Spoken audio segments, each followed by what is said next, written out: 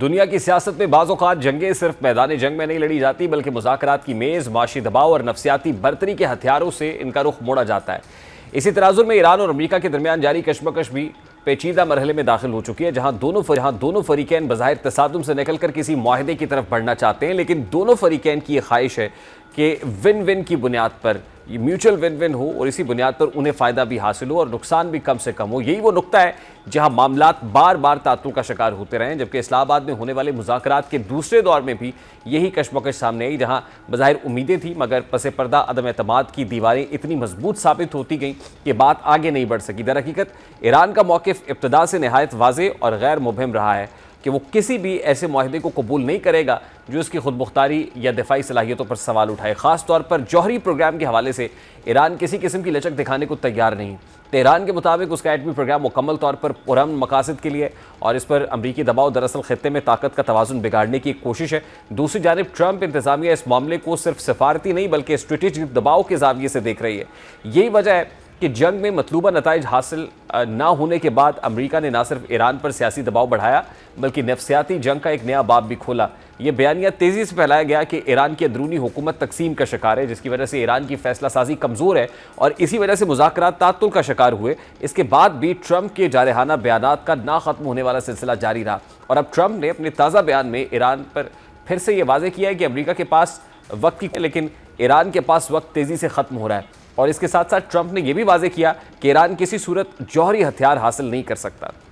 اب امریکی صدر کا یہ بیان محض ایک سفارتی موقف نہیں بلکہ ایک نفسیاتی دباؤ کی حکمت عملی معلوم ہوتا ہے۔ ٹرمپ دراصل ایران کو یہ پیغام دینے کی کوشش کر رہے ہیں کہ وقت امریکہ کے حق میں کام کر رہا ہے اور ایران کو جلد فیصلہ کرنا ہوگا، لیکن زمینی حقیقت اس سے کہیں زیادہ پیچیدہ ہے۔ ایران نے نہ صرف ٹرمپ انتظامیہ کے بیانات کو مسترد کیا ہے بلکہ اسے اپنی خود مختاری پر براہ راست حملہ قرار دیا ہے۔ اب یہاں بات صرف بیانات تک محدود نہیں رہتی بلکہ معاملہ ایک قدم آگے بڑھتا ہے، جہاں امریکہ نے ایران کے معاشی نظام کو دباؤ میں لانے کے لیے ایک انتہائی اہم اسٹریٹجک راستے یعنی آبنائے ہرمز پر اپنی موجودگی اور کنٹرول کو مزید سخت کر دیا ہے۔ ٹرمپ انتظامیہ نے یہ حکمت عملی اپنائی کہ اس سمندری گزرگاہ میں سخت نگرانی اور محدود کنٹرول کے ذریعے ایران کو معاشی طور پر اس حد تک کمزور کیا جائے کہ وہ خود مذاکرات کی میز پر آنے پر مجبور ہو جائے۔ ظاہر ہے اگر اس راستے میں کسی قسم کی بندش یا عسکری کشیدگی پیدا ہو جائے تو اس کے اثرات فوری طور پر ایران کی معیشت پر پڑتے ہیں۔ اسی تناظر میں امریکی حکمت عملی یہ تھی کہ اس گزرگاہ کو کنٹرول میں لے کر ایران کی برآمدی آمدن کو متاثر کیا جائے اور اس کے نتیجے میں اسے مذاکرات کی میز پر لایا جائے۔ ٹرمپ یہ تاثر دینا چاہتے تھے کہ اگر ایران نے مزاحمت جاری رکھی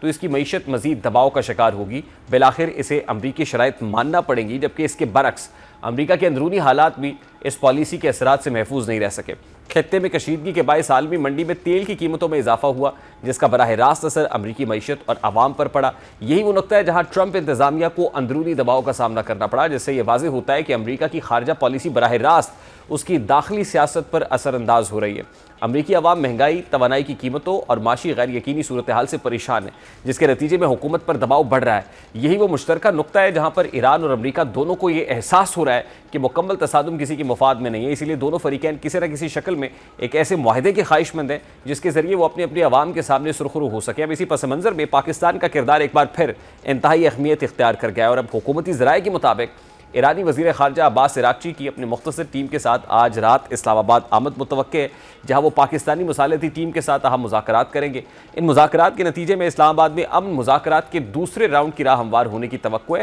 حکومتی ذرائع کے مطابق امریکہ کی لاجسٹک اور سیکیورٹی ٹیم پہلے ہی اسلام آباد میں موجود ہے، جو اس بات کی علامت ہے کہ پس پردہ سفارتی سرگرمیاں پہلے ہی تیز ہو چکی ہیں۔ اس سے قبل ایرانی میڈیا نے بھی دعویٰ کیا تھا کہ عباس عراقچی نے نائب وزیر اعظم اسحاق ڈار اور فیلڈ مارشل سید عاصم منیر سے ٹیلی فون پر رابطہ کیا، جس میں جنگ بندی اور خطے کی صورتحال پر تفصیلی گفتگو ہوئی۔ اب یہی وہ مقام ہے جہاں پاکستان کا سفارتی کردار نمایاں ہوتا ہے۔ فیلڈ مارشل سید عاصم منیر کی انتھک سفارتی کوششوں نے ایک بار پھر مذاکرات کی فضا کو بحال کرنے میں اہم کردار ادا کیا، اور اس امپورٹنٹ ڈیولپمنٹ پہ بات کریں گے۔ اس وقت انزا ثاقب صاحبہ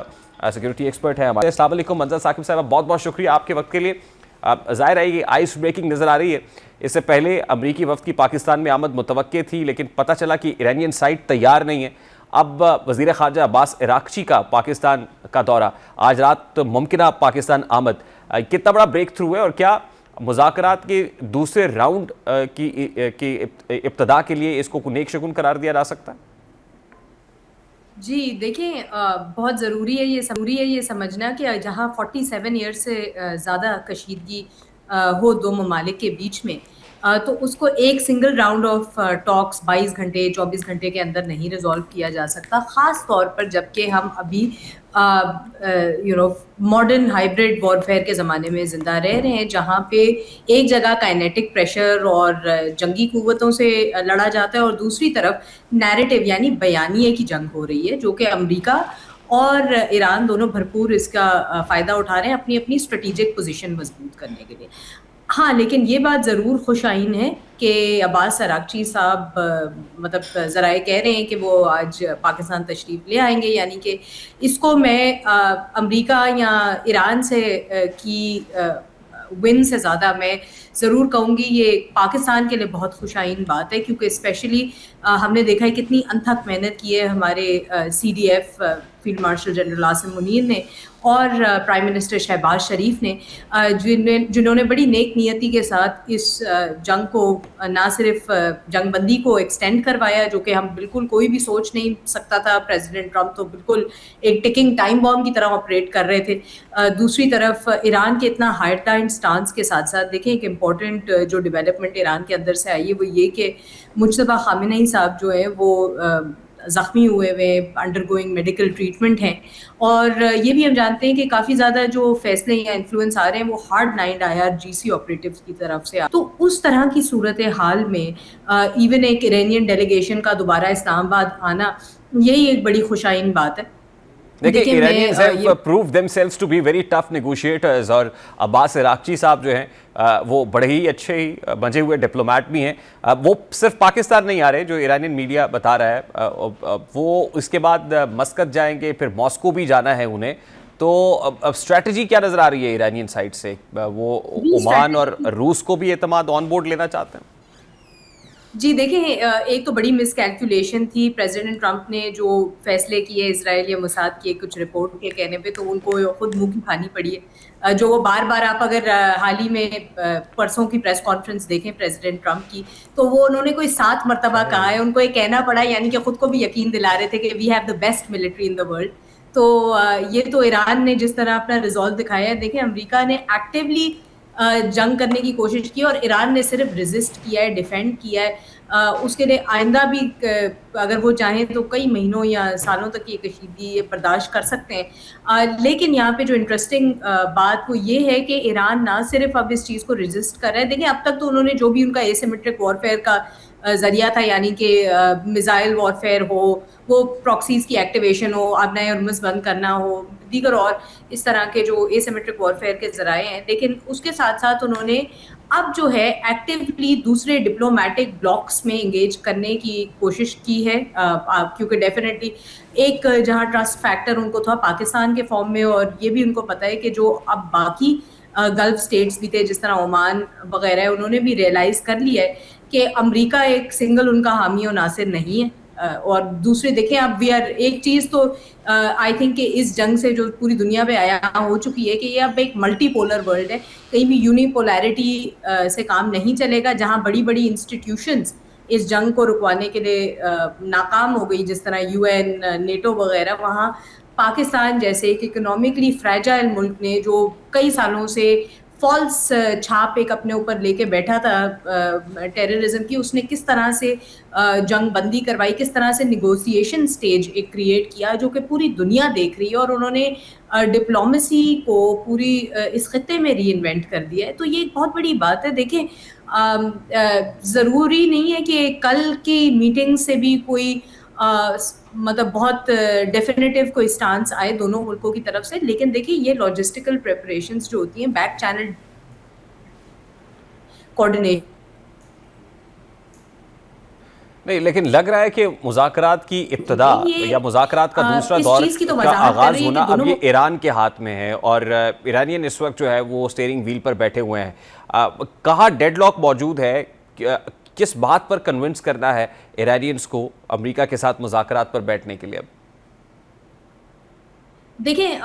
2-3 چیزیں، پہلی تو بات میں کہوں گی یہ مذاکرات کی کنٹینیویشن ہے، یعنی کہ وہ پری نیگوسیشن سٹیج سے اب اس کا مطلب فیز 2 ہے، बात तो उन्होंने उस दिन भी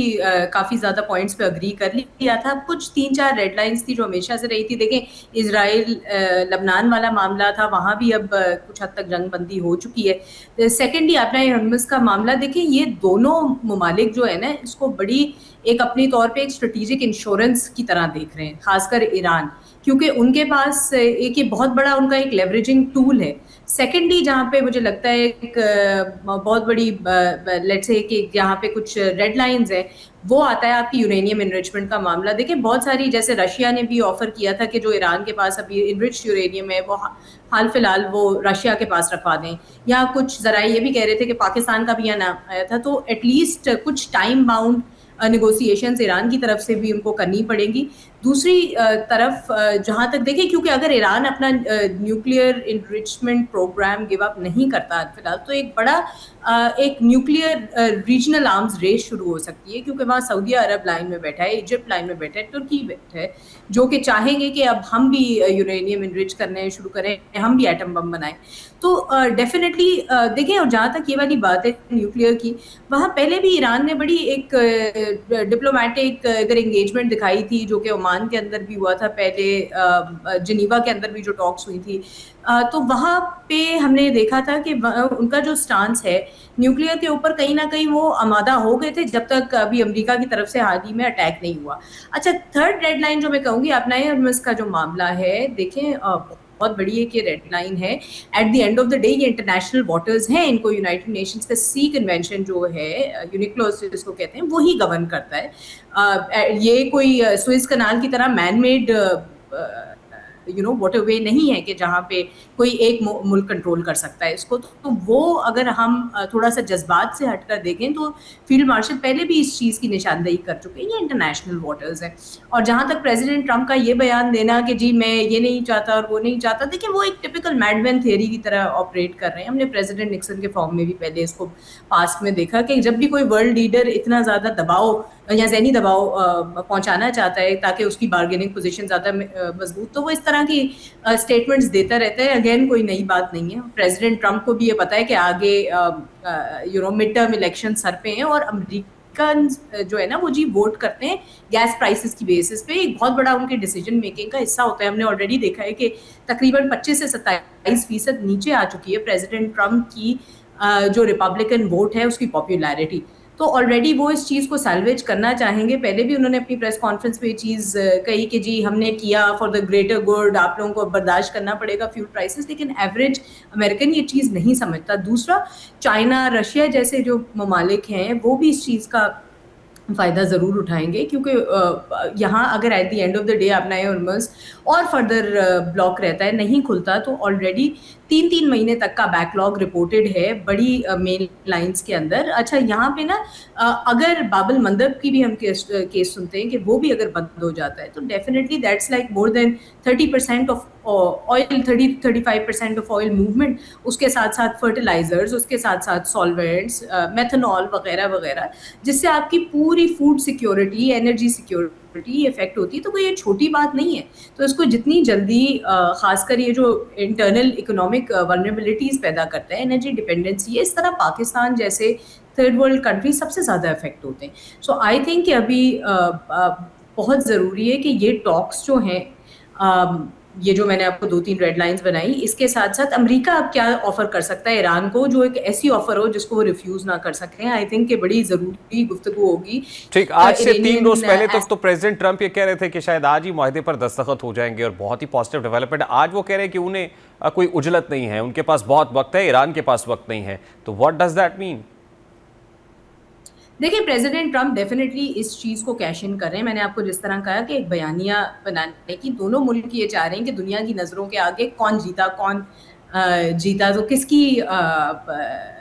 इस जगह जीत हुई. तो प्रेसिडेंट ट्रंप को डेफिनेटली उन्होंने एक चीज़ तो वजाहत की है जो अपने बयानिए के अंदर, कि जी अमेरिका इसलिए जीता है क्योंकि हमने उनकी जो टॉप टियर लीडरशिप है उसको तबाह कर दिया है,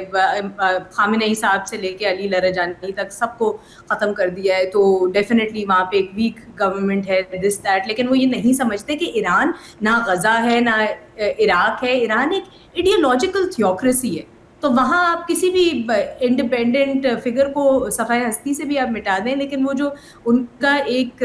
آئیڈیالوجی ہے وہ چلتی رہے گی اور وہ بہت مضبوط ہے at the end of the day. So وہ ان کا ریزالو رہے گا at the end of the day. مجھے یہ بھی لگتا ہے کہ دیکھیں پریزیڈنٹ ٹرمپ نے ضرور بات کی، لیکن ایک اور چیز کی طرف آپ کی نشاندہی کراؤں گی کہ 1 مئی تک آئی بلیو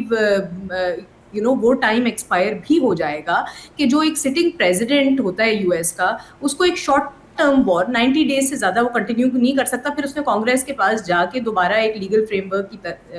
تحت ایک قسم کی پرمیشن لینی پڑتی ہے. سو اگر آسان لفظوں میں بتاؤں تو وہ پریزیڈنٹ ٹرمپ کے پاس وہ آپشن بھی اویلیبل نہیں ہے. تو اب کس کے پاس ٹائم کم ہے، کس کی بارگیننگ پوزیشن زیادہ مضبوط ہے، دیکھیں وہ تو اب دونوں اپنی اپنی طرف سے جو بھی بیانیہ بناتے ہیں وہ میٹر کرتا ہے. آئی تھنک یہاں پہ اب کچھ چیزیں جو ہم نے دیکھنی پڑیں گی. میں یہ ضرور کہوں گی البتہ کہ جو دوسرے ممالک ہیں جس طرح پاکستان ہے، جس طرح یو اے ای ہے، دوسری دیگر کنٹریز ہیں مشرق وسطیٰ میں، وہ ضرور یہ افورڈ نہیں کر سکتی کہ اب فردر یہ معاملہ اور پرولونگ ہوتا جائے. دیکھیں اسلام آباد اسٹریٹجک ریالٹی ہے، ہفتے سے زیادہ ہو گیا بند پڑا ہے وہاں پہ. آئل کی لائنز ڈسٹرپٹ ہیں، فوڈ لائنز ڈسٹرپٹ ہوئی ہوئی ہیں. سو ڈیفینیٹلی جتنی جلدی یہ معاملہ سالو ہوگا اتنا ہی بہتر ہوگا. بہت بہت شکریہ.